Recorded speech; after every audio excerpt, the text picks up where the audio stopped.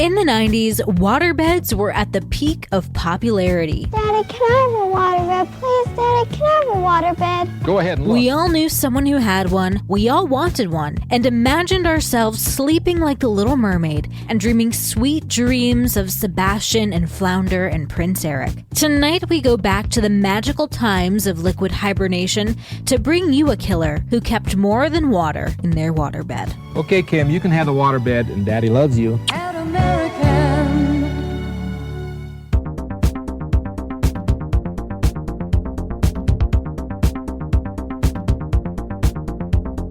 Feels like it should be much further along in the week than Wednesday. I spent 30% of my day thinking it was Friday.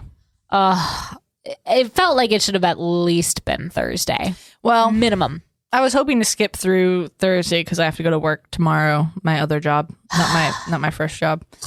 I know. Yeah. Are you down to one night a week? I keep trying to tell them. Oh my God. All right, before we start, a few comments on the blog at talkmurder.com. Sweet. From our Supremo Stina, which is Stina, not Estina. All right, I gave it the option. She says, Jen, did you mean the Isle of Misfit Toys? Not the Isle of Misbehaving Boys.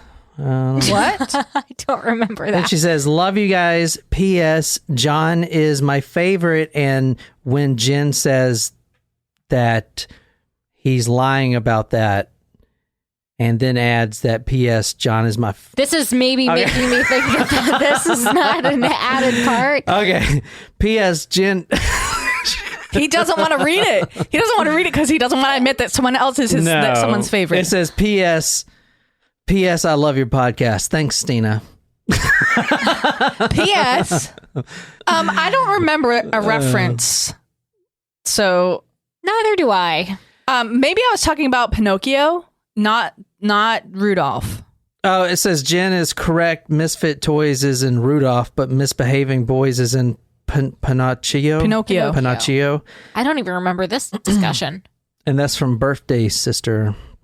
Love the show. Can't wait for next episode. John's my favorite.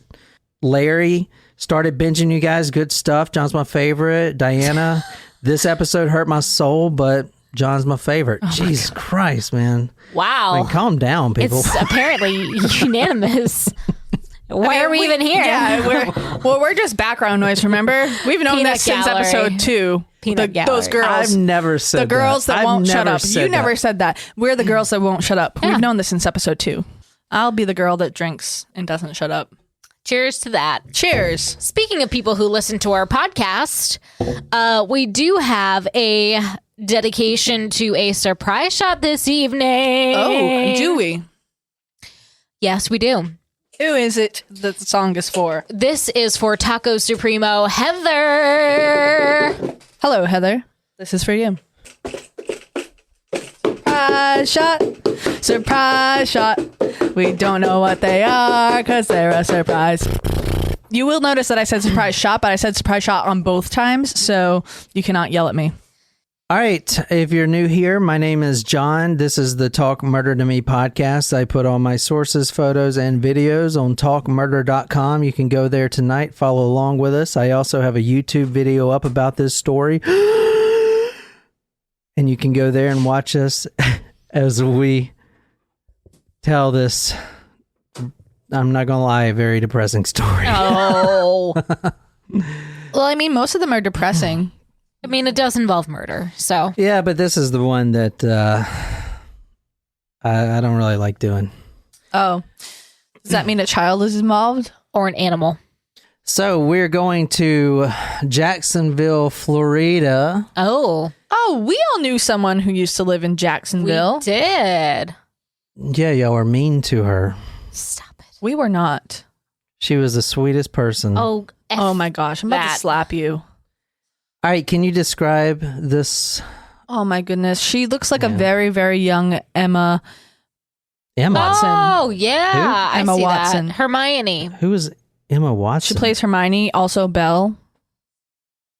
Who's Belle? Beauty and the Beast. Hermione's from Harry Potter. Hermione. Tonight we are going to Jacksonville, Florida, November 3rd, 1998. This is a depressing story. There's nothing good that ever comes out of stories like this. I thought you were about to say nothing ever good comes out of Florida. I was almost about to agree with you. Also true. All right, so November 3rd, 1998, it was like any other day for 8-year-old Madeline Ray Clifton. And I'm going to call her Maddie from now on because that's what she prefers to be called anyway, Maddie.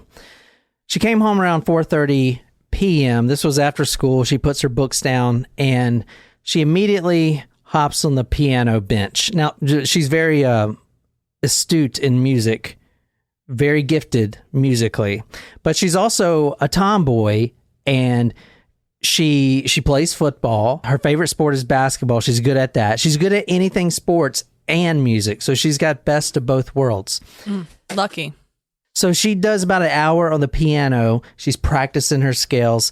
And then before dinner, her routine is to go outside and get that last little bit of sunlight before dinner, and then bed, and then school the next day. Mm-hmm. So I saw two conflicting reports. One says she was out playing baseball this day right after she after she practiced piano, and the other said she was hitting golf balls. So either one of those, she did both, but we're going to go with the baseball tonight because it also goes with the story. But she may have been hitting golf balls or may doing both. Who knows?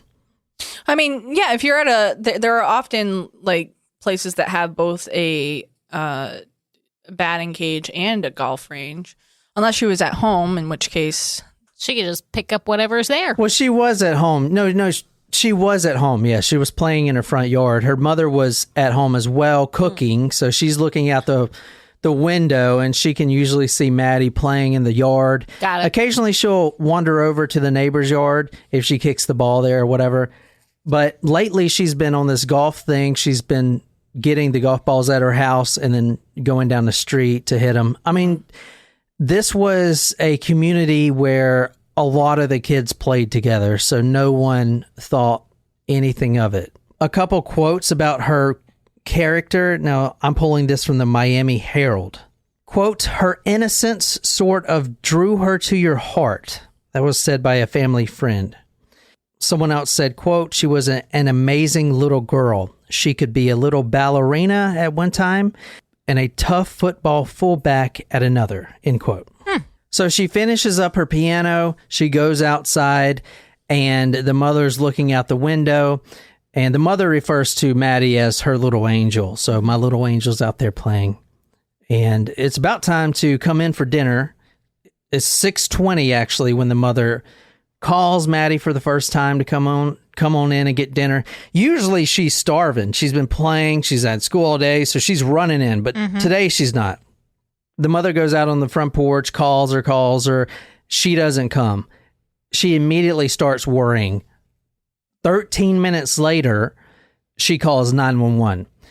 She starts, screaming, getting all the neighbors together, and they're going to find her daughter. So very proactive. And all the neighbors, every one of the neighbors, searched for her all night for multiple days. Yeah, because it sounds like it's out of character for her to not respond. Oh, yeah. But the neighborhood, everyone in the neighborhood banded together. They were going to find her.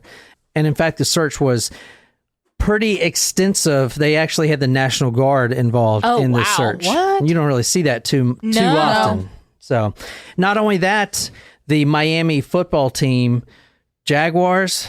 No, the Dolphins is the NFL team. Then you have the Hurricanes. That's Miami, the University of Miami. Oh, Jacksonville, though. Jacksonville is the Jaguars. Yeah, the Jacksonville Jaguars. A few days after she goes missing and before they find her body, the whole team was wearing yellow stripes for her. Okay, to kind of get the word out that she's still missing. Got it. So very high profile. High profile. Yeah, very sad. That's pretty cool that the NFL got involved too. Yeah. I feel like missing children don't happen all the time, but it's not like the most uncommon thing. Yeah. So it's interesting to see the team get involved. I wonder if it's because like she was right there in Jacksonville. Well, she was I mean, how often do 8-year-olds go? I mean, I can see like a 13 or 14-year-old go missing, but like an 8-year-old? Yeah. I mean, I don't know. mean, how old is my niece? I hope my brother didn't hear that. She's like 5, 6, right? No, she's older than that. Isn't she 8? Yeah, I think she's 8. Oh, wow. I just think it's kind of cool that they got involved. It is, for sure. That's awesome. Yeah, and there were 1,200 people searching for her within the next day. So, and this is the mother right here, Sheila. As you see, I'll put these photos on talkmore.com. You can see, this is before they found her body. So this photo you're looking at is heartbreaking right here. The father's trying to hold his composure, but you can tell he's ready to break too. Yeah, they're very upset. I mean, rightfully so. The family actually posted a $50,000 reward right off the bat. Within the next day, it shot up to $100,000. They wanted, they were going to give everything they have, obviously, as any parent would. They were going to find their daughter. Here's another photo of her, and you can see her playing. She's very tomboyish, brown hair, short brown hair, brown eyes. Everyone loved her. The whole neighborhood loved her. They've been living here for a long time. The whole neighborhood knows her. They always see her running around. All right, if you want to read this, Nicole, this is from the Miami Herald. Neighbor 14 charged in missing girl's murder. Ooh. So this is the worst types of stories. Obviously, I really hate these types of stories. When a child goes missing and then the person responsible is also a child. It's like the worst. This is reminiscent of that story with the 2 boys and the stick. Yeah, Eric Smith. Mm-hmm. Now, let me tell you about the neighbor boy right across the street from the Clifton's residence. Mm-hmm. The Phillips family. And inside the Phillips home was a lot of discord. Steve Phillip and his wife, they have one son. His name is Joshua. And Joshua is the one who actually kidnapped Maddie Clifton. And he's 14 years old. They actually moved into the neighborhood about 18 months ago. Neighbors would say that this boy, Joshua, was, quote, a nice but quiet boy.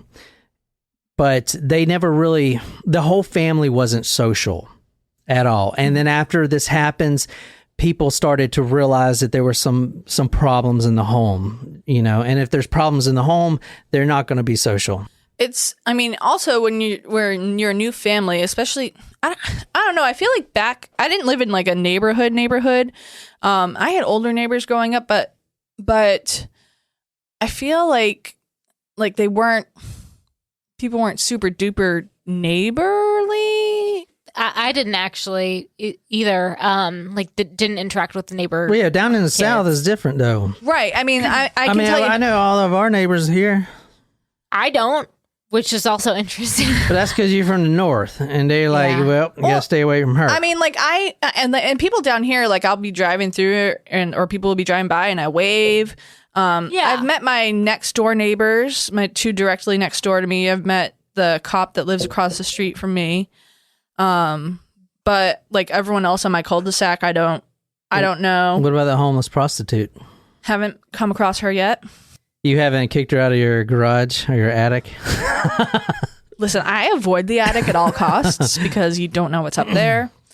Also, I've never been up in our attic either. Also, I am afraid that if I go up in my attic, I will fall out of my attic. So if I need to go up in my attic, it won't be unsupervised. All right, let's talk about the Phillips home. They moved here 18 months ago. The father is the problem. His name is Steve, computer programmer, so you think he's real smart, and he probably is. However, he is a wife beater and an excessive drinker. And not only does he abuse his wife, he also abuses his son. Ooh. Later in court, there would be allegations of sexual abuse against Joshua, which is the 14-year-old. No. So against Joshua or from Joshua against the dad? Sorry. No, the psychiatrist that interviewed Joshua would claim that he was most likely sexually assaulted as a child. Yeah. Got it. Sorry. No, you're good. And I've seen this in multiple reports. The mother and Joshua both tried to keep a low profile, especially when the father's home, because they were living in all this discord. And it was the father's problem. He would come in, he would drink, he would hit the wife, stuff like that. Was Joshua homeschooled? No, Josh went to public school. Okay. And actually he was a popular kid. And I'm going to show you him in a second. He's not a bad looking kid. And in fact, he looks a lot like, I want to see if you guys can tell me who he looks like. This is him right here. Seth Rogen. No. Shia LaBeouf.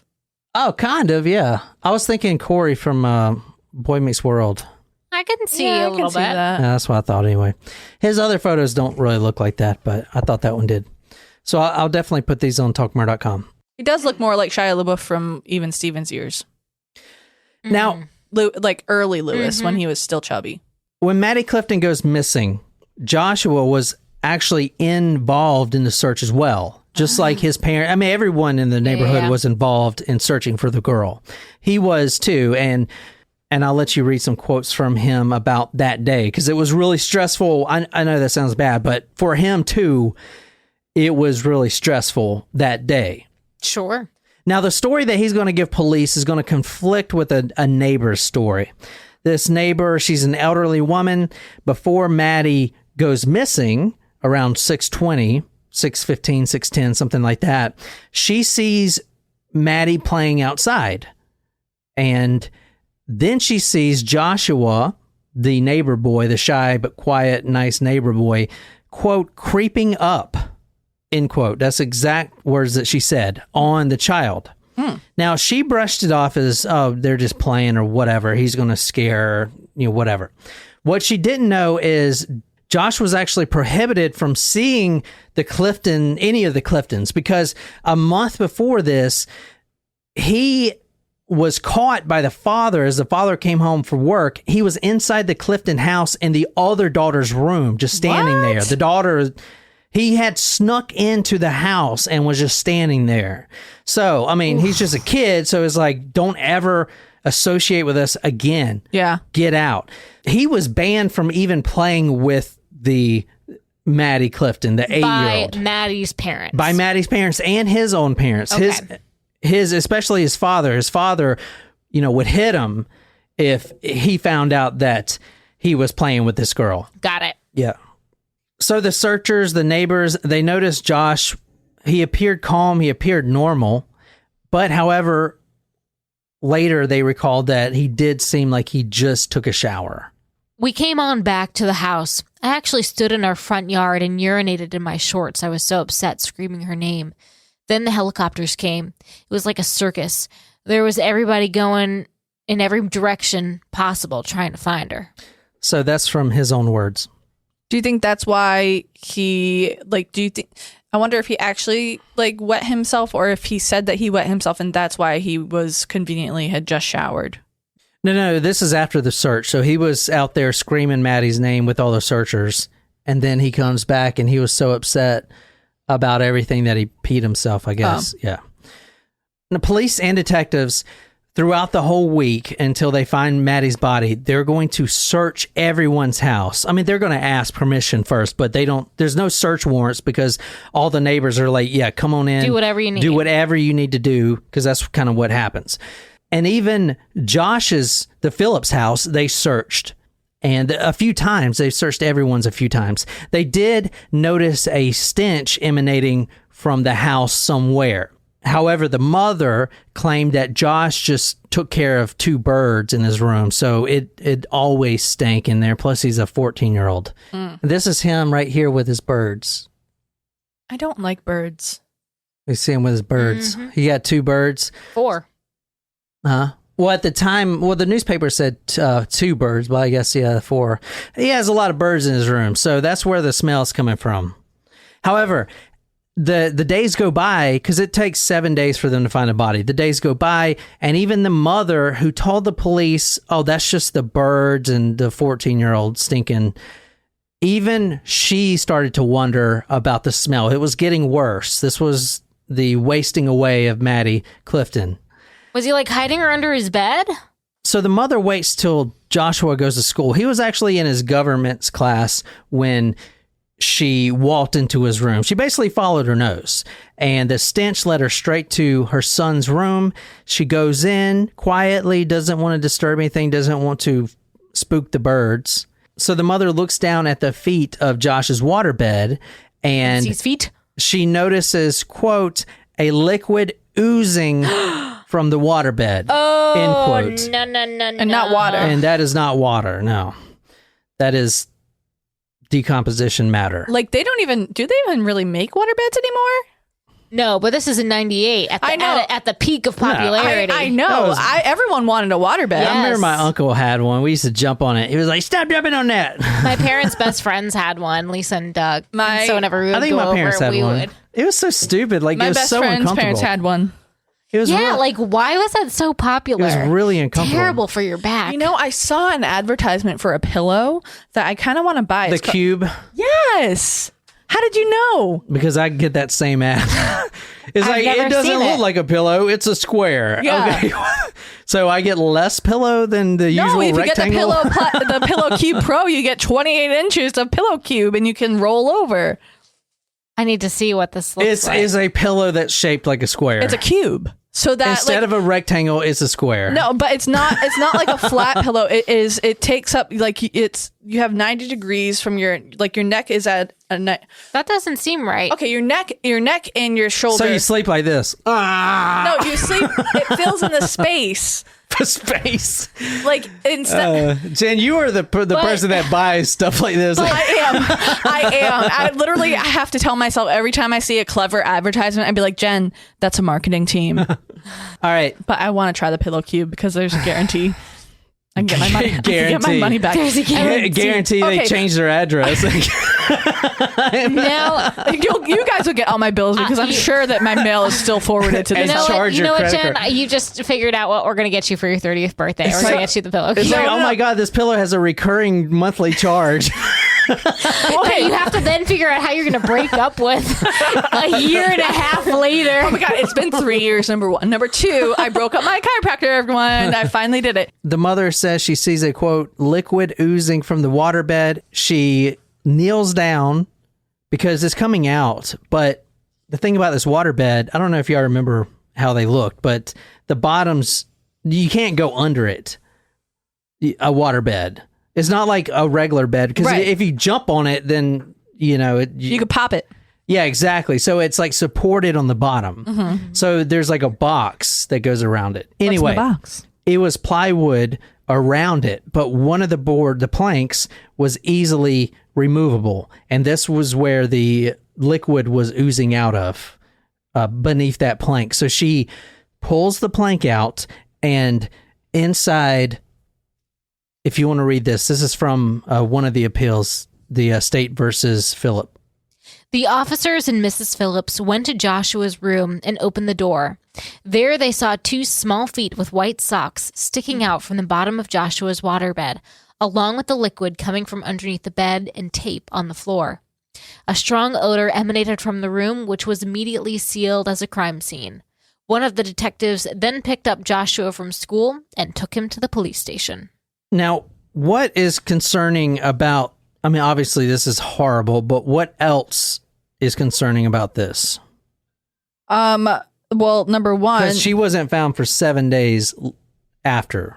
A little bit over a week, I should say. what were his parents doing that they didn't notice the smell? I mean, I know you say that he was a 14-year-old boy and he had birds, but body decomposing is not a normal smell. The thing that I found really disturbing was he was sleeping on it. over the dead body for over a week. Yeah.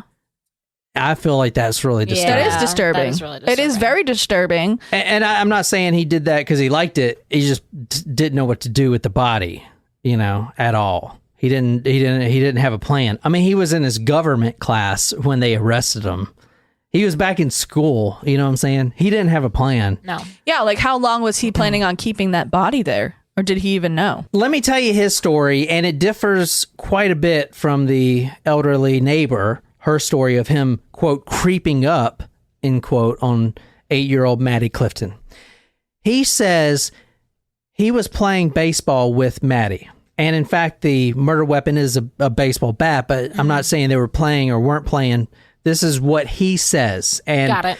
At this point, and even during the time and forever, we'll have to take his word for what happened because he's the only one that knows who's still alive. He was playing baseball with Maddie. She threw the ball and he hit it with the bat really hard. And the ball flew and smacked her right in the left eye. And it was pretty excessive how he hit it. So it smacks her in the left eye. She starts to cry and then she starts hollering. She starts to yell. And these are his own words. So he says cry and holler. She starts yelling. Oh my God, it hurts. Now, he is in a pickle right now. Oh, a baseball term. No pun intended.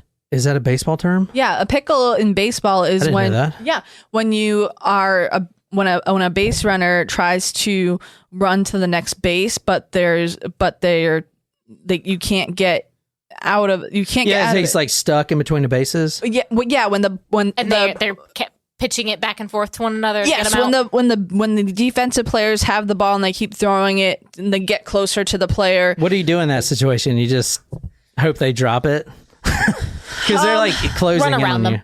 You can't run around them, can you? Don't you have to run in the straight lines? Yeah, you do have to run in the baseline, but you can like dodge them. But there's certain between the strategies. You could dive, you can slide, you can. It's pretty hard to get out of there, but that's one of the drills that they practice is a pickle drill.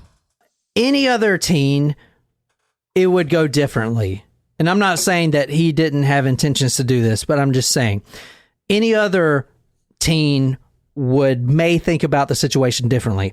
But if his father finds out that he's hanging out with his 8-year-old, which he is restricted from seeing, not only hanging out, but playing baseball, when he's not home, he's at work.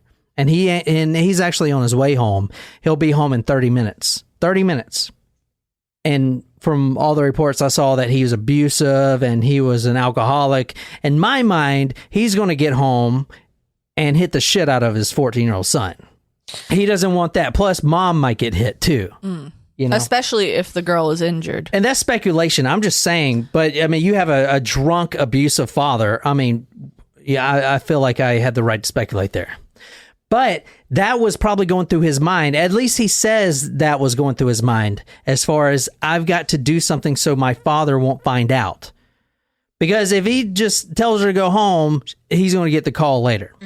So he takes her, grabs her by the arm and takes her up to his room. Now, while she's still alive. Yeah, she's still alive. Now, the medical examiner that did Maddie Clifton's autopsy noticed that she actually suffered three separate attacks. Okay. She was hit 3 times on the forehead, and this is with the baseball bat. On the forehead. And any one of those wounds, the 3 times she was hit, because it was really hard to tell what she died from because her body was literally already decomposing. It's been over a week. You know what I'm saying? So it was kind of hard. But he claims that any one of those 3 times she was hit on the head, she would have been dead within 30 minutes. So may I ask if the baseball bat was metal or wooden? It was wooden. I'll put a picture on talkmurder.com. It's just a regular slugger bat. They had it held up in court. It didn't even have any blood on it or anything. I didn't see. But actually, there was hardly no blood at the scene. So I don't know. I guess, I don't know. Maybe it was all internal. Now, she's not dead yet. But she kind of goes unconscious. And I'm going to go ahead and interject this little fact for you guys. She wasn't wearing her pants or underwear. And I'm going to... When she was found? Yeah, when she was found. Okay. And Josh claims, and we'll get to this in a little bit, but Josh claims that when he was dragging her up to his bedroom, that's when they came off. And the shoes and everything. And then he hits her, boom, boom, boom. And then he stuffs her under the waterbed. Now, here's the problem. His father just walks in the door. He's already freaking out. And not only that, he could still hear Maddie. She's still alive. And she's heavily breathing, like labored, labored breathing. And since the walls and the floors are so thin, Josh is now worried about his father is going to hear Maddie under the bed. It's at that point where he needs to do something, and she's obviously still alive. So Josh doesn't want the father to find out, and he's home and he's already starting to drink. So he goes and rips the plywood off the waterbed again and takes her by her feet and drags her back out. Now he has to quiet her down. So what he does is he takes a penknife. Now I've seen both a penknife and a Leatherman style tool, like a Leatherman multi-tool, and he just starts stabbing at her chest. Now the medical examiner is going to see a total of 9 stab wounds. A lot of those are in her chest and abdomen. However, the medical examiner officially determines that her cause of death was when he struck her with a knife and it pierced her windpipe. Oh. And her cause of death was drowning in her own blood. Oh, no. And the reason they thought this was her cause of death, and this is kind of bad, so bear with me. The reason they thought this was her cause of death is because under the waterbed, her hand was actually still grasping the side of the waterbed. And rigor mortis set in. They had to pry her fingers apart to get her out.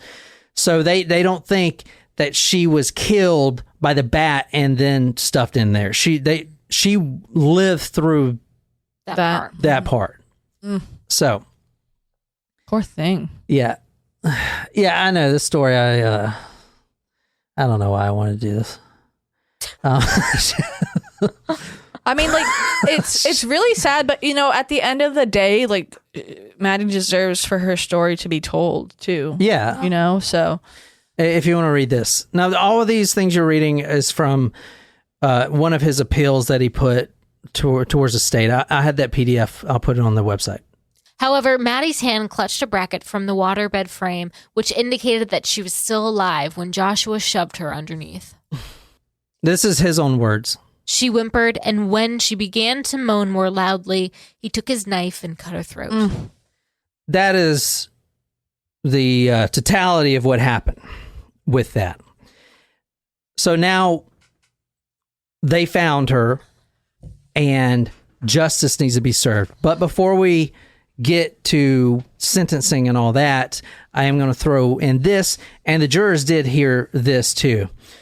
During the trial, the jurors were walked through the whole day, and they were told 30 minutes before the murder of Maddie Clifton, Joshua was on the family computer, and he was searching pornography. And not only pornography, but he was searching for hardcore and, quote, violent pornography, end quote. Yikes. Violent pornography. Now, remember I said how her clothes were removed? I do. The medical examiner determined that she was not sexually assaulted. No one believes that he was dragging her upstairs and both her pants and her underwear and her shoes came off. But from what the medical examiner concluded, she wasn't raped or anything. Well, that's good. I guess because I was so young back then, but I didn't realize that.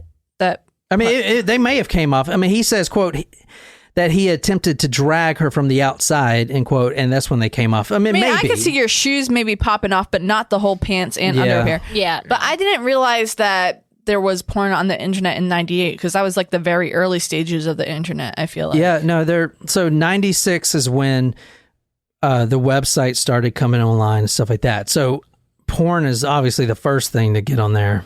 I mean, I would imagine. I don't think there was like Pornhub. No. I would imagine, he says. Meanwhile, John's like, I was the first person in my school to be looking at porn. He was 12 when this happened, so I mean, we don't know. Am I right? Yeah.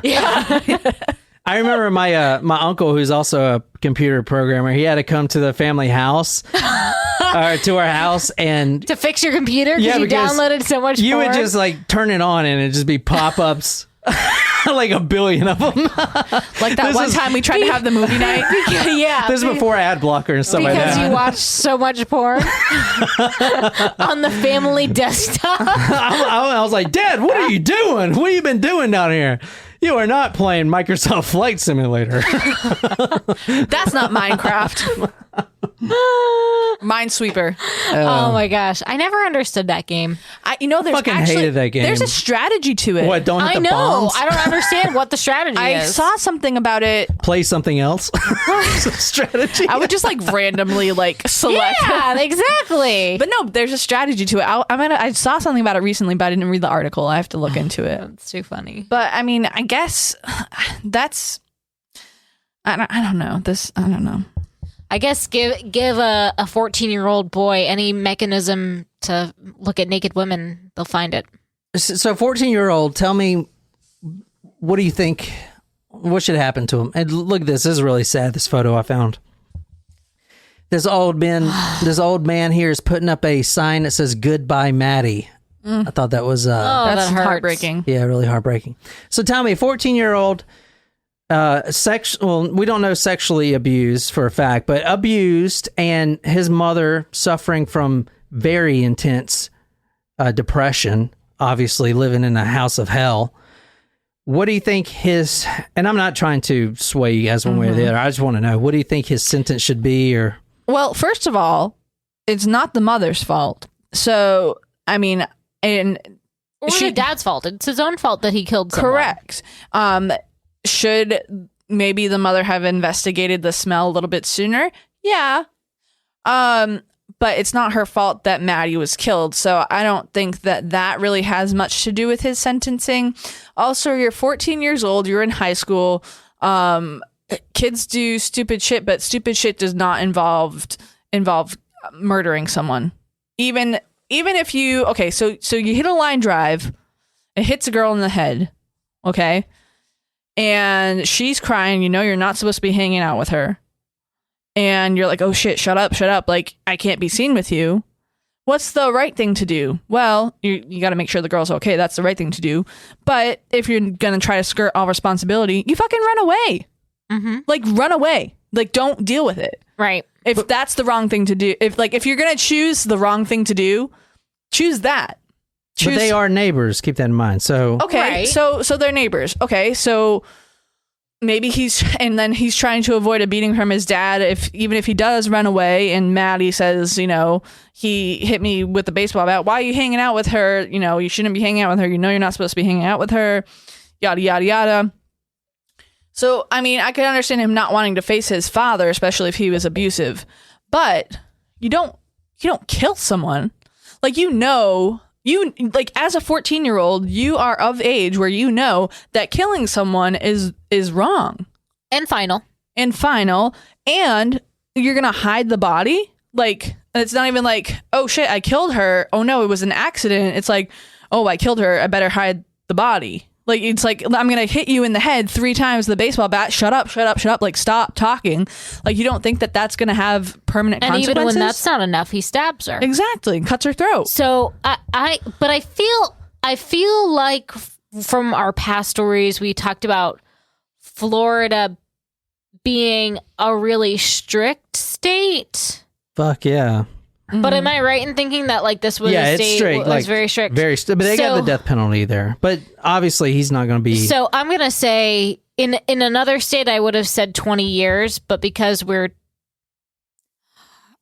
talking about Florida, I feel like life is still really harsh for a 14-year-old. Well, what do you think it should be? Tell me, like, don't worry about the state. 25 years. Jen? You know my stance. I don't think I need to explain it. Well, he can't get the death penalty. He's 14. I don't believe in the death penalty. She thinks life in prison, though. Yeah. I think that you're old enough to know that those actions are not okay. And maybe he shouldn't be tried as an adult, but I don't know. I don't disagree with you. I'm just thinking realistically for a 14-year-old, 25 years is what I'm going to go with. All right. I actually put a little note here. And I wanted to ask everyone a question, so please go to the blog, talkmore.com. This is episode 237, and write me a comment because I want to know what your thoughts about this is. The mother finds the body. Mm-hmm. The mother goes outside and flags down a police officer because they're still canvassing the area. Right. The mother turns her son in. Okay. Most likely bawling her eyes out. Well, yeah. She did the right thing. Does. Yeah, she did the right thing. So I'm asking all the mama bears and papa bears out there, if your son did something like that, would you turn him in, or how hard would it be to turn him in? I mean, a lot of people wouldn't. A lot of people would try to dispose the body. Well, yeah. I mean, you're trying to protect your young. It's you're protect your children. I understand that, but I mean, I don't know, just something to think about. That's a tough question. That is a tough question. But I also, sorry to go back.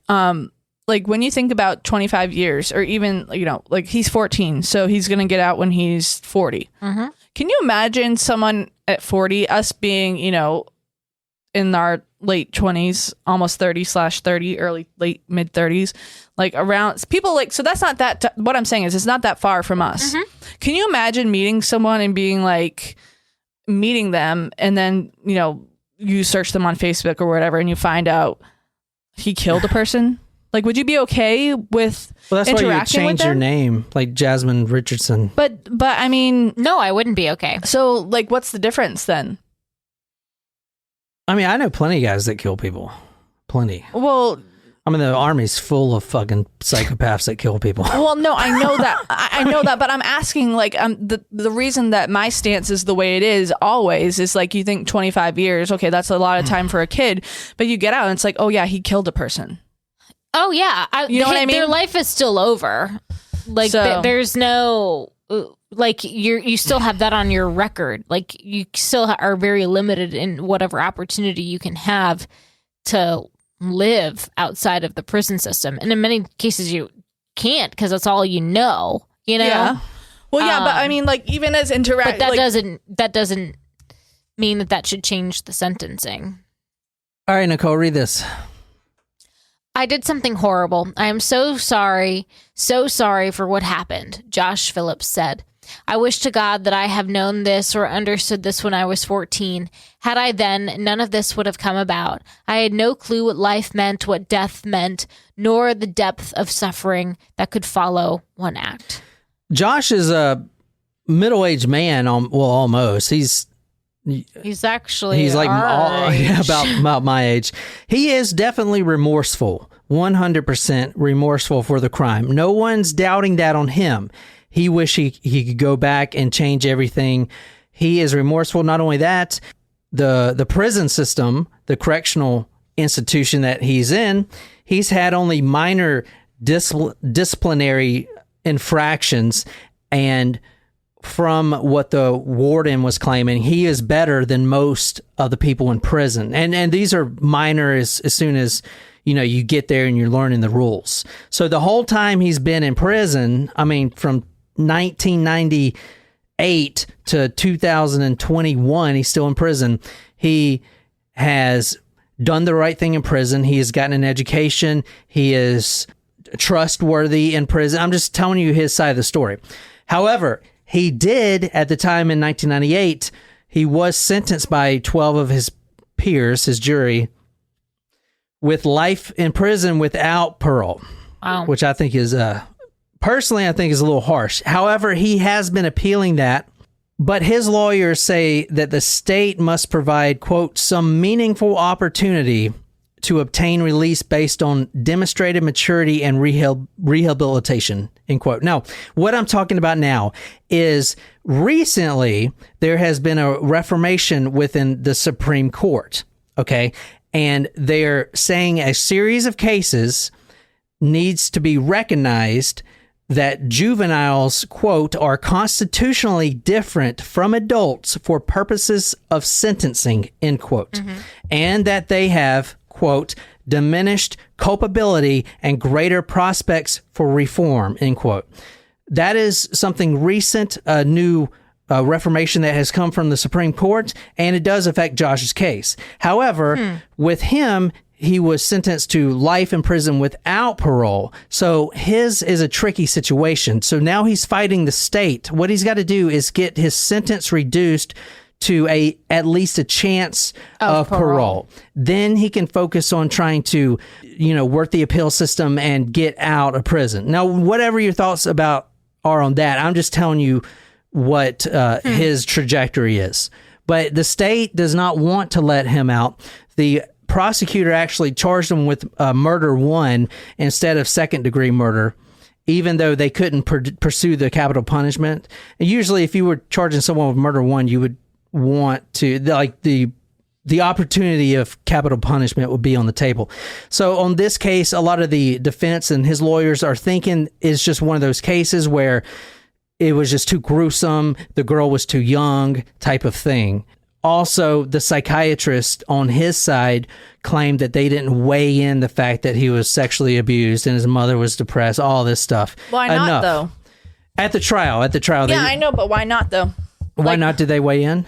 Yeah. Oh, I don't know. I guess they just... Well, I do know. The paper said... Well, the psychiatrist said in 1998, even that was... How old was it? 20 years ago? 20 years 23, ago. Yeah.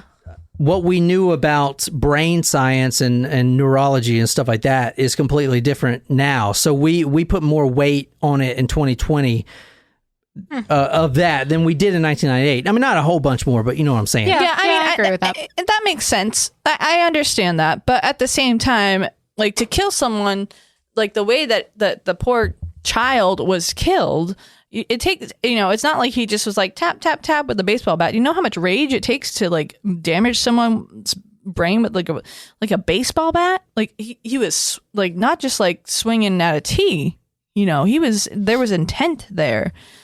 And then if that wasn't enough, he stabbed her and then cut her throat. Like I just don't.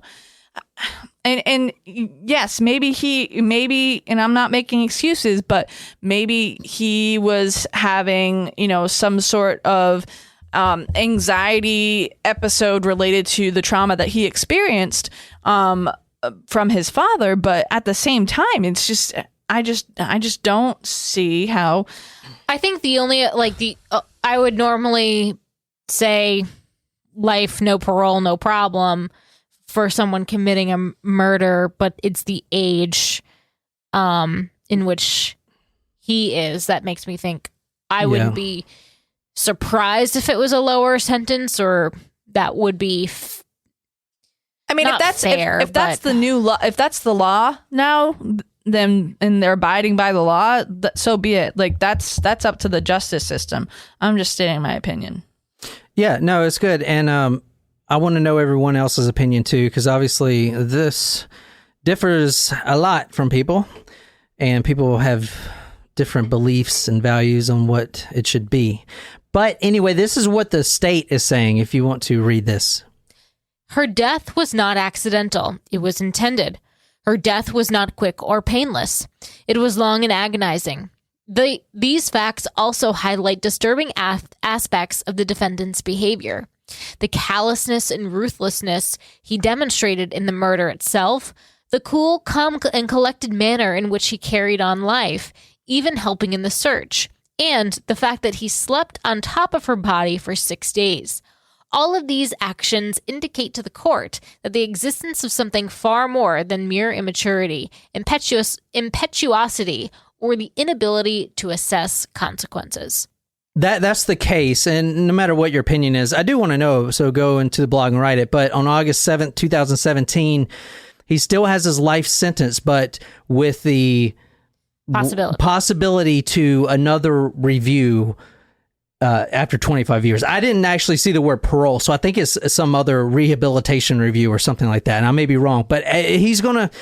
Since 2017, on August 7th, he's got another 25 years until he can hit that. So he's going to be... Another 25 years. So on August 7th, 2017, that's when he got the confirmation that he has to wait another 25 years before he gets another chance at review. Wow. And so 2042 is when he would potentially be reviewed again. Yeah, and like Nicole said, Florida is pretty strict when it comes to, I think we actually said don't kill someone in Florida. Yeah, I do before. remember this.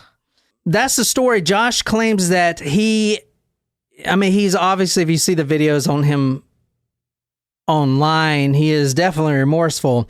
He claims that he has been rehabilitated and thinks he should be out of prison, and he's got a big support team, but also on the other side, the Cliftons have a big support team because the parents don't want to see him out. That's a really important point. Yeah, but that is pretty much the case. A very sad case. It's always sad when you see a child kill a child, and Josh Phillips is still serving life in prison. Go to talkmore.com if you like this, and we usually don't do Wednesday episodes or Thursday episodes or 2 episodes a week, but I might, these little quick ones I may try to squeeze in as much as possible. But anyway, if you like the podcast, subscribe, and if you want to support us and help Jen get out of her day job or her night job, I'm keeping my day job, her night walking job, go to talkmore.com/join and become our Supremo, newest Supremo, and we'll dedicate some shots to you and get really drunk and be your friends. Anyway, my name is John, and until next time, good night, you lovely, lovely people.